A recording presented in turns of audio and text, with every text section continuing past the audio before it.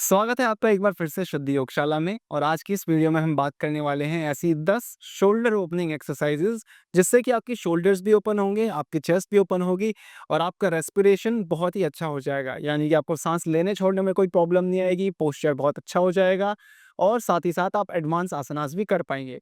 तो बने रहिए वीडियो के अंत तक।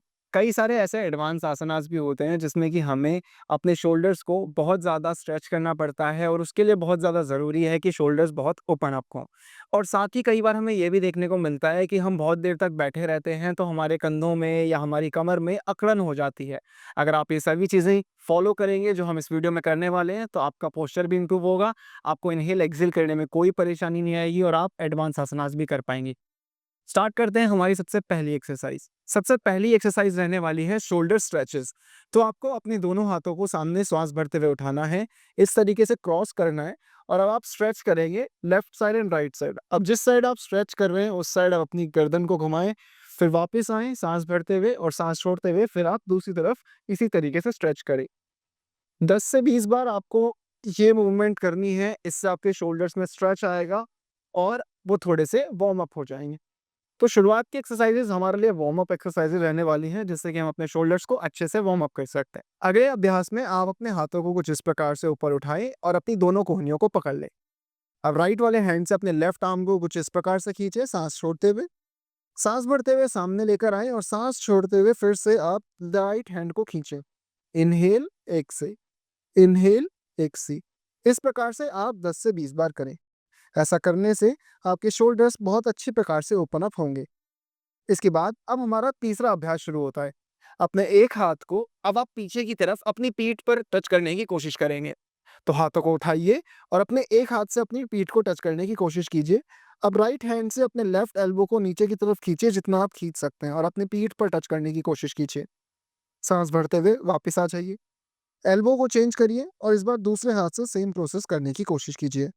इसके बाद इस प्रकार से 1, 2, 3, 4, 5, 6, 7, 8, 9 एंड 10। और जब आप 10 बार कर लें तो 11वीं बार में आप इस प्रकार से अपने हाथों को पकड़कर खींचने की कोशिश करें। कुछ देर यहाँ पर होल्ड रखें, मिनिमम 5 टू 10 सेकंड्स आप यहाँ पर होल्ड रखेंगे और सांस भरते हुए फिर आप रिलैक्स कर लें। ऐसा ही दूसरे हाथ से भी करें। अच्छे प्रकार से ग्रिप करने के बाद हाथों को थोड़ा-सा खींचें। बहुत ज़्यादा नहीं खींचना है वरना शोल्डर में इंजरी हो सकती है। नॉर्मली आप अपने हाथों को इस तरीके से पकड़ने की कोशिश करें। यहाँ पर 5 से 10 सेकंड्स होल्ड करें। उसके बाद फिर आप सांस भरते हुए रिलैक्स कर लें। चौथा अभ्यास है शोल्डर रोटेशंस। तो अपने हाथों से अपना फिस्ट बनाइए और हाथों को खींच कर रखिए कुछ इस प्रकार से और सांस भरते हुए अपने दोनों हाथों को ऊपर करिए और फिर सांस छोड़ते हुए नीचे ले आए। अब इस दौरान आपको ये ध्यान रखना है कि आपके जो हाथ हैं वो खींचे हुए रहने चाहिए। ढीले हाथों से नहीं करना है, खींच कर रखना है। तो अपने हाथों को खींच कर रखिए, शोल्डर्स को खींच कर रखिए और 5 टू 10 टाइम्स आपको इस प्रकार से रोटेशंस करनी है। बहुत जल्दी नहीं, स्ट्रेच को फील कीजिए और फिर आप रोटेशंस करते रहिए। ऐसा ही एंटी क्लॉकवाइज आप करेंगे। Breathe in, breathe out. अगर आपके पास इतनी जगह नहीं है कि आप दोनों हाथों को खुलकर घुमा सकें, तो आप अपने शोल्डर्स को इस तरीके से टच करके फिर आप रोटेशंस कर सकते हैं, कुछ इस प्रकार। जब आप सामने सांस छोड़ते हुए हाथों को यहाँ लेकर आए, कोहनियाँ मिला लें, सांस भरते हुए आप पीछे की तरफ अपने नकल्स या फिर अपनी रिस्ट को मिला लें और फिर आप सांस भर छोड़ते हुए नीचे ले आए। सांस भरते हुए ऊपर, सांस छोड़ते हुए नीचे, सांस भरते हुए ऊपर, सांस छोड़ते हुए नीचे। तो इस प्रकार से आपको रोटेशंस करते ही रहनी है। ये हमारा 5वां अभ्यास था। अब बात करते हैं हमारे छठे अभ्यास की। छठे अभ्यास में आपको एक स्ट्रैप की ज़रूरत है या फिर आपके पास अगर चुन्नी है या स्कार्फ है, कोई भी ऐसी चीज़ या फिर टाई है, तो उसको आप यूज़ कर सकते हैं। यहाँ पर मेरे पास स्ट्रैप है तो मैं इसका यूज़ कर रहा हूँ। आपको स्ट्रैप को कुछ इस प्रकार से पकड़ना है जहाँ पर आपकी ग्रिप 1 मीटर तक या फिर 2 फीट तक चौड़ी हो। इसके बाद आप यहाँ पर रोटेशंस करना शुरू करें। शुरुआत में आप सिर्फ अप एंड डाउन करें। सांस भरते हुए हाथों को ऊपर लेकर जाएं, सांस छोड़ते हुए हाथों को नीचे ले आएं। Breathe in, breathe out, breathe in, breathe out. शुरुआत में हमें सिर्फ वार्म अप करना है। ये इस एक्सरसाइज को हम 2-3 स्टेप्स में करेंगे। सबसे पहले तो आपको सिर्फ वार्म अप करना है, लाइक इस तरीके से स्ट्रेच ही करेंगे। सांस भरें, ऊपर लेके जाएं और रिलैक्स करें। अब जब आप अच्छे प्रकार से वार्म अप कर लिया हो आपने शोल्डर्स का, तो आप थोड़ा-सा गैप बढ़ाएँगे और फिर कंप्लीट स्ट्रेचिंग करने की कोशिश करेंगे, कंप्लीट मूवमेंट करेंगे। साँस भरते हुए हाथों को ऊपर लेके जाएँगे, साँस छोड़ते हुए हाथों को नीचे ले आएँगे।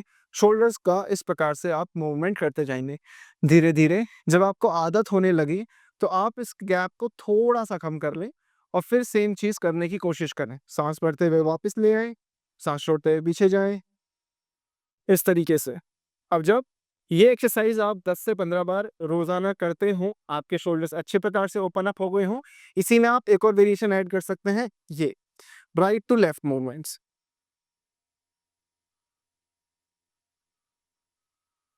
इस प्रकार करने से भी आपके शोल्डर्स ओपन अप होंगे और इनकी मोबिलिटी और स्ट्रेचिंग बढ़ेगी। अगले अभ्यास में आपको या तो ब्लॉक्स की ज़रूरत पड़ सकती है और अगर ब्लॉक्स नहीं हैं, तो कोई भी ऊँची चीज़ जैसे कि तकिया भी चलेगा। अब आपको यहाँ पर अपने शोल्डर्स को स्ट्रेच करना है। कुछ इस प्रकार से आप अपने घुटनों के बल आ जाइए। आप कोई भी 2 ब्लॉक ले लीजिए। सो यहाँ पर मैं 2 ब्लॉक ले रहा हूँ और यहाँ सामने की तरफ रख लीजिए। अब यहाँ पर आपको थोड़ा-सा आगे की तरफ कैट काऊ पोज़ में आना है। अपने हाथों को अपने ब्रिक्स के ऊपर रख लेना है। थोड़ा-सा एडजस्ट करेंगे अपने अकॉर्डिंग और ब्रिक्स को मूव करते हुए आप नीचे की तरफ जाएँगे। जितना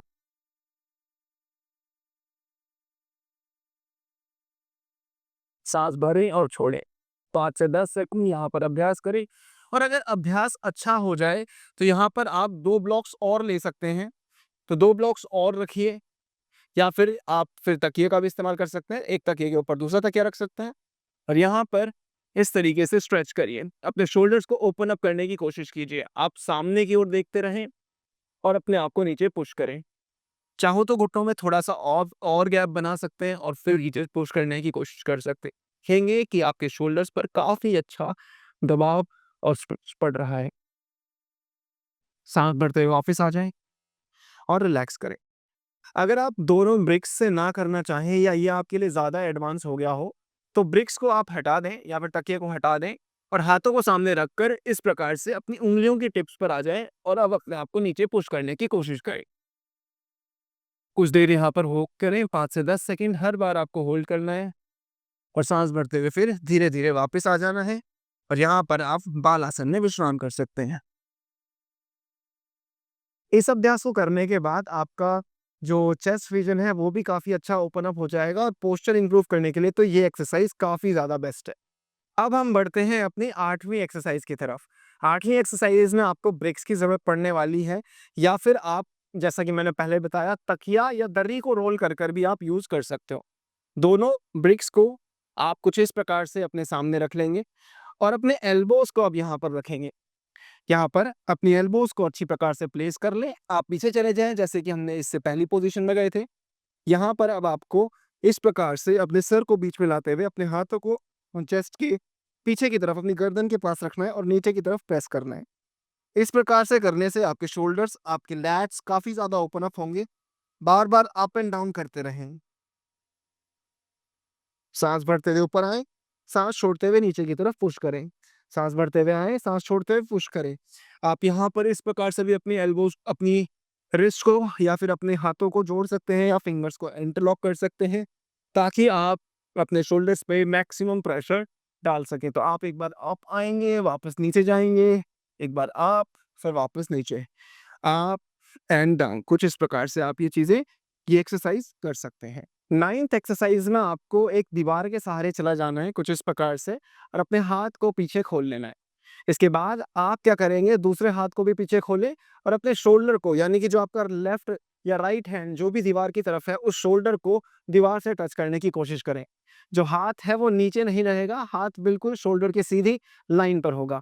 अब आपको कुछ इस प्रकार से हाथ को खोलकर अपने शोल्डर को टच करने की कोशिश करनी है। आप कमर को सीधा रखेंगे और टच करेंगे। अगर आपको ये हाथ सीधा नहीं रखना हो या आपको तकलीफ हो रही हो, तो आप अपनी कमर पर रखकर भी इसको मूव कर सकते हैं। आप दीवार पर हर बार अपने शोल्डर को स्ट्रेच करने की कोशिश करें और लास्ट बार जैसे मान लीजिए आपने 5 बार 1, 2, 3, 4, 5 किया है तो आप 6 टाइम यहाँ पर होल्ड करें। 5 से 10 सेकंड तक यहाँ पर होल्ड करें, उसके बाद सांस भरते हुए रिलैक्स करें।